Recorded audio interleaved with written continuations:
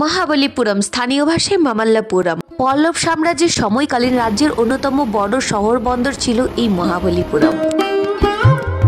দক্ষিণ ভারত এক্সপ্লোর করা মানে প্রচুর জায়গা থাকে দেখার জন্য। বন্ধুরা, টাইম অনুযায়ী আমাদের সবাইকে প্ল্যান করে নিতে হয় কোন কোন জায়গা কিভাবে কভার করা যাবে। দক্ষিণ ভারত অনেকেই ঘুরতে আসেন, পন্ডিচেরি বা চেন্নাই সবারই আমাদের চেনা জায়গা, কিন্তু মহাবলীপুরমটা অনেকেই মিস করে যান। আজকে তাই তোমাদের সাথে শেয়ার করব কিভাবে সহজেই বন্ধুরা মহাবলীপুরম এসে ঘুরে যেতে পারবে। চেন্নাই থেকে মাত্র 60 কিলোমিটার দূরেই এই মহাবলীপুরম শহর অবস্থিত।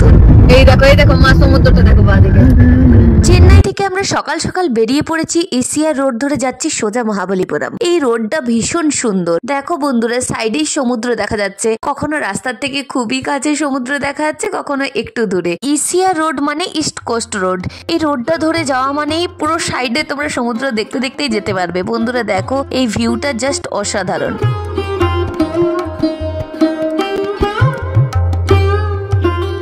এরপর পৌঁছে গেলাম মহাবলীপুরমে। দেখো বন্ধুরা, লেখা আছে এখান থেকে আর 1 কিলোমিটার হলো মহাবলীপুরম। এই সুন্দর এন্ট্রান্স দিয়ে বাঁ দিকে চলে এলাম, আর ডান দিকের রাস্তাটা 100 কিলোমিটার চলে গেলেই সোজা পন্ডিচেরি। বাঁ দিকেই হচ্ছে মহাবলীপুরম। বন্ধুরা দেখো কি সুন্দর ঝাঁ চকচকে রাস্তা। মহাবলীপুরম ওই রিচটা। ওকে। মহাবলীপুরমের ভেতরে চলে এলাম। এই যে এখানে হাত দেখাচ্ছে গাড়ি থামাবার জন্য। মহাবলীপুরম ঢুকতেই প্রথমেই টোল ট্যাক্স টাইপের দিতে হয়। মহাবলীপুরম ঢুকতেই 75 টাকা এন্ট্রি ফি। নেমে যাচ্ছে টিকিট কাউন্টারের দিকে। 40 টাকা করে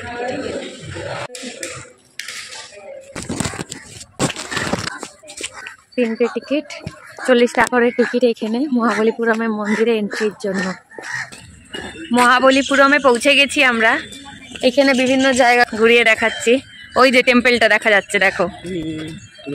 বন্ধুরা, 40 টাকা করে যে টিকিট কেটেছি, এই টিকিটটা কিন্তু গুছিয়ে রাখতে হবে। এখানকার যত মন্দির আছে ঘোরার জন্য ওই টিকিটই লাগবে। শোর টেম্পলের ভিতর ঘুরতে যাচ্ছি বন্ধুরা। এই জায়গাটা ভীষণই সুন্দর, তোমাদেরকেও ঘুরিয়ে দেখাচ্ছি। একদম সমুদ্র আছে, তার গায়েই মন্দির। সকাল সকাল এত সুন্দর ভিউ, জাস্ট মন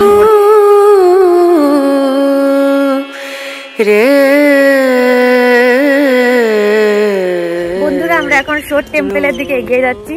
সোজা হচ্ছে মন্দির। ভীষণই সুন্দর জায়গাটা, আর সকাল সকাল তো আরোই ভালো লাগছে। বন্ধুরা দেখতেই পাচ্ছ, শোর টেম্পলের এরিয়ার মধ্যে চলে এলাম। বিশাল বড় এরিয়া, একটা বড় গ্রাউন্ড আছে বন্ধুরা, দেখতেই পাচ্ছ। আর সমুদ্র দিয়ে ঘেরা জায়গাটা খুবই ভালো লাগছে। আর সকাল সকাল তো কোনো কথাই নেই। জায়গাটা এত সুন্দর, গোছানো গাছানো, পরিষ্কার পরিচ্ছন্ন, ফুল ফুটে আছে, আর পাশে সমুদ্র, অসাধারণ লাগছে। শোর টেম্পল মন্দিরের এরিয়ায় চলে এসেছি। এত ভালো লাগছে জায়গাটা বন্ধুরা, বলার নয়। খুবই সুন্দর, একদম সমুদ্রের ঢেউ চারপাশে, মাঝখানে মন্দির, অপূর্ব দৃশ্য।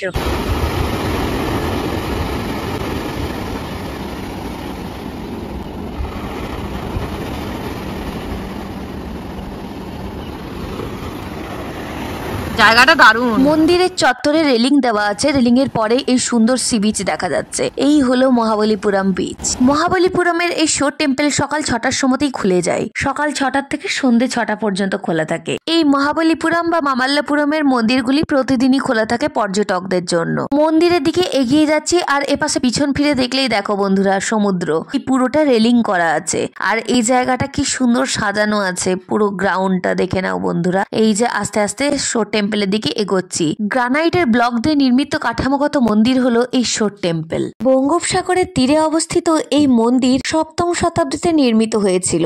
আজ এই স্থাপত্য ভারতের ইউনেস্কো বিশ্ব ঐতিহ্যবাহী স্থানগুলির মধ্যে একটি হিসেবে স্বীকৃত। মন্দিরটি ভগবান বিষ্ণু এবং ভগবান শিবের উদ্দেশ্যে উৎসর্গীকৃত। দারুণ লাগলো না? এই মন্দিরের ঐতিহাসিক গুরুত্ব অপরিসীম। মহাবলীপুরম যখন নতুন শুরু হয়, নাবিকরা এই মন্দিরটিকে বিশাল লম্বা কাঠামোর কারণে প্যাগোডা হিসেবে ভুল করেছিল। তারপর নাবিকরা এটিকে 7টি প্যাগোডা হিসেবে নামকরণ করেছিল। এই বিশাল কাঠামোটিকে তাদের জাহাজ চলাচলের জন্য একটি দর্শন হিসেবে চিহ্নিত করেছিল।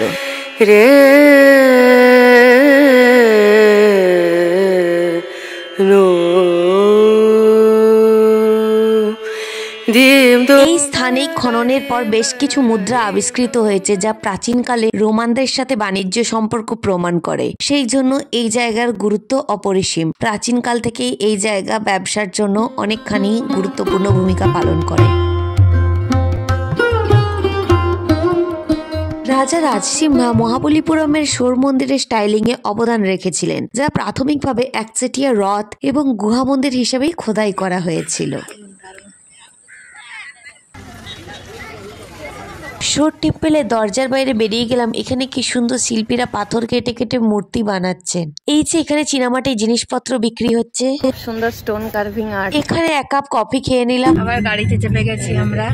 মহাবলীপুরমের সব মন্দিরগুলো কাছে কাছে না, একটু করে দূরত্ব আছে, তাই আবার গাড়িতে চেপে বসলাম।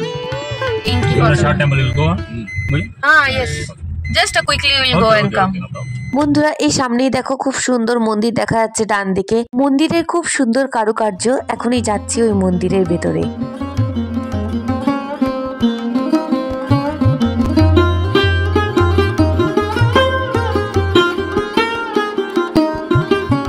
বন্ধুরা দেখো মন্দিরের কি সুন্দর কারুকার্য, সিলিং গুলো দারুণ কাজ করা। ওকে ওকে। মন্দিরের ভিতরে ফটো ভিডিও অ্যালাউড না। এরপর আমরা চলে এলাম পরের গন্তব্যস্থানে।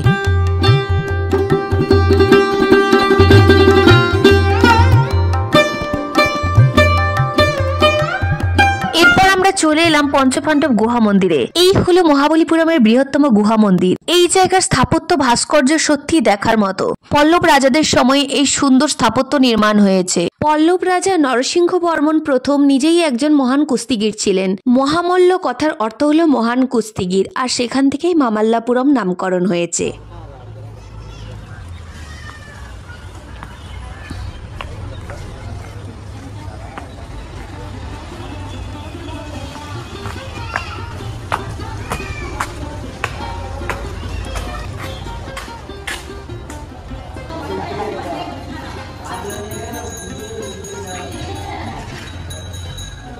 পল্লব রাজাদের আমলে এই স্টোন কার্ভিং আর্টগুলো হয়েছিল।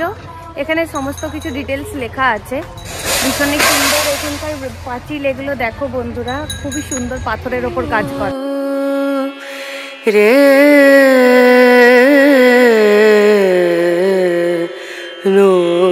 বন্ধুরা দেখো বিশালাকৃতি শিলাখণ্ডের ওপর কিভাবে পাথর কেটে খোদাই করে এত সুন্দর চিত্র ফুটিয়ে তোলা হয়েছে। এখানে মহাভারতে কথিত অনুযায়ী কিভাবে অর্জুন তপস্যা করেছিলেন সমস্ত কিছু এখানে খুব সুন্দরভাবে ফুটিয়ে তোলা হয়েছে। এই পুরো জায়গাটাই সত্যিকারেই দেখার মতো। এর থেকে একটু এগিয়ে গেলেই এখানে বন্ধুরা দেখতে পাবে বাটার বল বা মাখন কা লাড্ডু।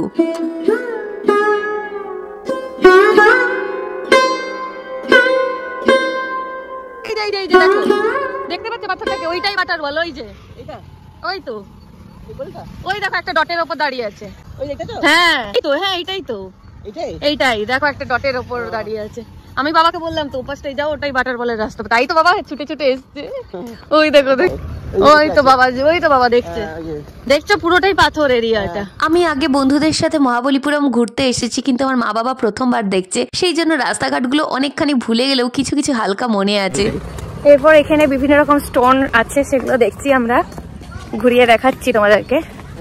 এই তো বাটার বল। হ্যাঁ এই ম্যাপ দেখে কনফার্ম করে নিলাম ঠিক বাটার বল জায়গাতেই এসেছি কিনা। গ্রানাইট পাথরের বিশাল বোল্ডার, কিন্তু দেখো বন্ধুরা কেমন একটা বিন্দুতে দাঁড়িয়ে রয়েছে। এই ব্যালেন্সিং রকটাই তো দেখার বিষয়।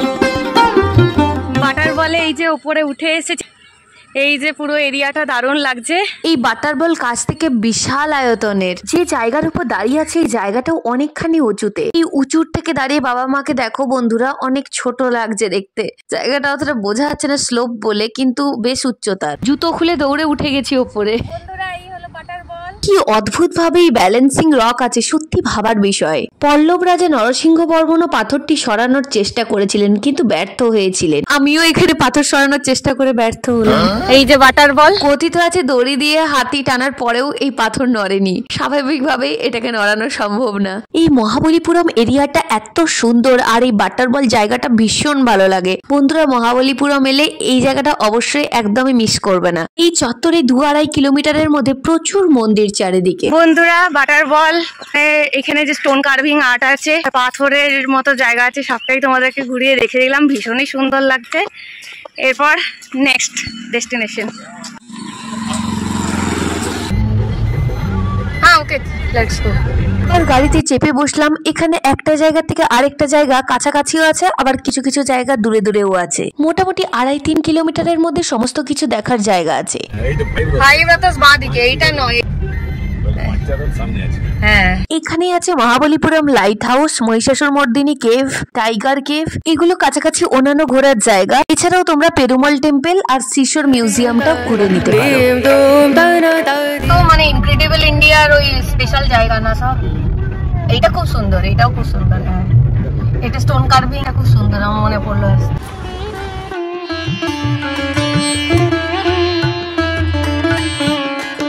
পঞ্চরথ মন্দিরে যাচ্ছি বন্ধুরা, ভীষণই সুন্দর। পঞ্চরথ মন্দিরে ঢুকছি, দেখবে এটা খুবই সুন্দর। বন্ধুরা দেখো, পঞ্চরথ চত্বরের প্রতিটি স্মারক ঠিক রথের মতনই দেখতে। এক একটি বড় পাথর খোদাই করে এক একটি রথ তৈরি হয়েছে। ভাবাই যায় না এই যে রথগুলো আমরা দেখতে পাচ্ছি, এক একটা বড় বড় পাথর, সে পাথর কেটে মন্দির। মহাভারতের পঞ্চপাণ্ডব এবং দ্রৌপদীর নাম অনুসারে এই রথগুলির নামকরণ হয়েছে। চূড়াগুলো দেখো বাবা, সব দ্রাবিড়িয়ান স্টাইলের। এই যে এগুলো হচ্ছে দ্রাবিড়িয়ান মন্দির, দ্রাবিড়িয়ান স্টাইলের মন্দির। দক্ষিণ ভারতের মন্দির মানে দ্রাবিড় স্থাপত্য শৈলীর নিদর্শন। সবার প্রথমেই আছে দ্রৌপদী রথ। এই রথের দেওয়ালের গায়ে আয়তাকার খোপে দেবদেবী, উপদেবতা এবং রাজাদের ভাস্কর্য খোদিত আছে। এই রথগুলি গ্রানাইট পাথরে নির্মিত বলে এগুলি ক্ষয় কম হয়। খুব সুন্দর সুন্দর দ্রাবিড়িয়ান মন্দির দেখে জাস্ট মন ভরে যাচ্ছে। এই যে কার্ভিং গুলো ভীষণ সুন্দর। দ্রৌপদী রথের পর আছে নকুল সহদেব রথ, অর্জুন, ভীম এবং সবশেষে ধর্মরাজ যুধিষ্ঠিরের রথ। খুবই সুন্দর লাগলো মহাবলীপুরম। বন্ধুরা তোমাদের কেমন লাগলো অবশ্যই জানিও, সত্যিই দারুণ জায়গা। মহাবলীপুরমটা অবশ্যই বন্ধুরা এসে ঘুরে যাবে, চেন্নাই থেকে খুব একটা দূরে নয়। খুবই ভালো লাগলো। এই পঞ্চরথ গ্রানাইট শিলায় নির্মিত হওয়ায় বঙ্গোপসাগরের নোনা হাওয়া বা ঝড় বৃষ্টিতেও এই স্থাপত্য শিল্প খুব একটা ক্ষতিগ্রস্ত হয় না।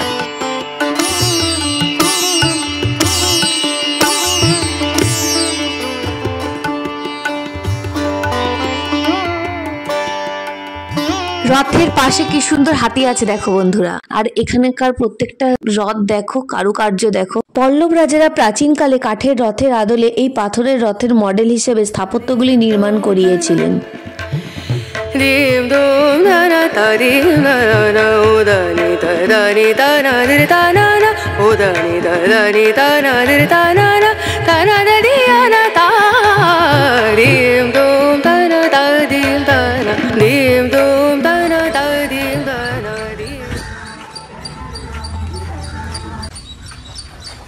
বন্ধুরা তোমরা যদি মহাবলীপুরম ঘুরতে আসো, পুরো একটা দিনের মধ্যেই সমস্ত কিছু ঘোরা হয়ে যাবে। চেন্নাইতে এলে বন্ধুরা, চেন্নাই থেকে প্রচুর কার, ক্যাব, বিভিন্ন রকম গাড়ি পাওয়া যায়। চেন্নাই থেকে মহাবলীপুরম কারে সাইট সিইং করলে 2 থেকে 3 হাজার টাকার মধ্যে হয়ে যাবে। আর বন্ধুরা আরেক রকম প্ল্যান করতে পারো, যে এরকম আমরা করেছি, মহাবলীপুরম ঘুরে নিয়ে সোজা চলে যাবে পন্ডিচেরি। কারণ চেন্নাই থেকে পন্ডিচেরি যাওয়ার পথেই মাঝখানে মহাবলীপুরম পড়ে। সমুদ্র তটে কত সুন্দর যে মন্দির থাকতে পারে, বা কিভাবে যে স্টোন কার্ভিং করা হয়েছে। ধরো এক একটা বড় বড় পাথর, সেগুলো কেটে কেটে এক একটা মন্দির, এক একটা সুন্দর নকশা করা হচ্ছে। এগুলো দেখার বিষয়। বিভিন্ন জায়গার ভিডিও আসতে থাকছে বন্ধুরা, অবশ্যই চ্যানেলটাকে সাবস্ক্রাইব করবে, ভিডিওগুলোকে লাইক করবে। অনেক নতুন নতুন জায়গার বিভিন্ন রকম তথ্যপূর্ণ ভিডিও নিয়ে আসছি খুব তাড়াতাড়ি। বন্ধুরা এখনকার মতো বাই বাই করে দিলাম পঞ্চরথকে। আর এরপরে আমরা বেরিয়ে যাচ্ছি মহাবলীপুরম থেকে। আমরা গাড়িতে চেপে গেছি, এবার সোজা পন্ডিচেরি। অনেক ভোর ভোর বেরিয়েছিলাম চেন্নাই থেকে, জাস্ট চা বিস্কুট খেয়ে এসেছিলাম। এরপর আমরা রাস্তায় এখানে কিছু ব্রেকফাস্ট করে নেবো। বন্ধুরা এখানকার রাস্তাটা দেখো, ভীষণ ভীষণ সুন্দর লেগেছে আমার। জায়গাটা পুরোই খুবই গোছানো, খুব ভালো লাগছে।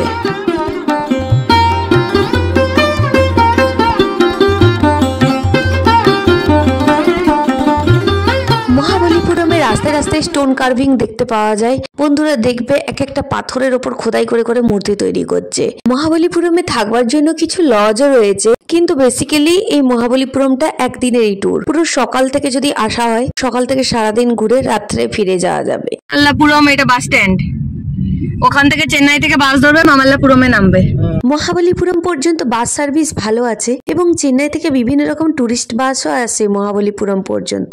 বন্ধুরা চলে এলাম একটা হোটেলে ব্রেকফাস্ট করার জন্য। দারুণ ইডলি, ধোসা, সাম্বার, বড়া পাওয়া যাচ্ছে। খেয়ে দিয়ে আমরা আবার গাড়িতে বসে গেছি, এবার সোজা পন্ডিচেরি। খুব সুন্দর ইডলি বড়া খেয়ে নিয়ে আমরা আবার গাড়িতে চেপে বসলাম। সাউথ ইন্ডিয়ান ব্রেকফাস্ট সবচেয়ে প্রিয়, খুব ভালো খাওয়া দাওয়া করে গাড়িতে চেপে বসলাম। এই যে পন্ডিচেরি যাওয়ার পথটাও ভীষণ সুন্দর। কিছু কিছু সময় যেখানে আমরা যাই, ডেস্টিনেশনের চেয়ে জার্নিটাই অনেক বেশি আনন্দের।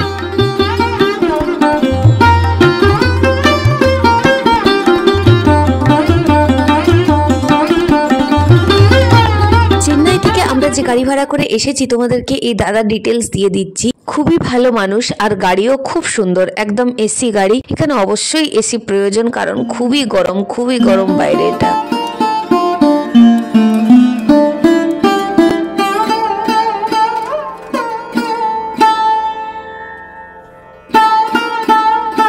পন্ডিচেরি যাওয়ার পথটা ভীষণ সুন্দর বন্ধুরা। দেখো কখনো কখনো এইরকম দিঘির মতো পাচ্ছি ছোট ছোট, কখনো সুন্দর জঙ্গল। যাওয়ার পথে সিনিক বিউটিটাই দারুণ।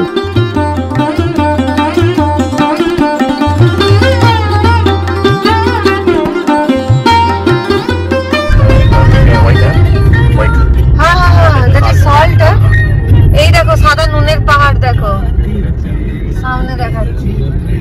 ওই দেখো ডান দিকে সাদা পাহাড়, নুনের পাহাড়। বন্ধুরা দেখো পন্ডিচেরি যাওয়ার পথে কি সুন্দর নুন বা সামুদ্রিক লবণ তৈরি হচ্ছে। কি সুন্দর পথটা দেখো বন্ধুরা। সবাই খুব ভালো থেকো, তোমাদের সাথে আবার দেখা হচ্ছে অন্য কোনো জায়গায়। চলো আবার আসছি, টাটা।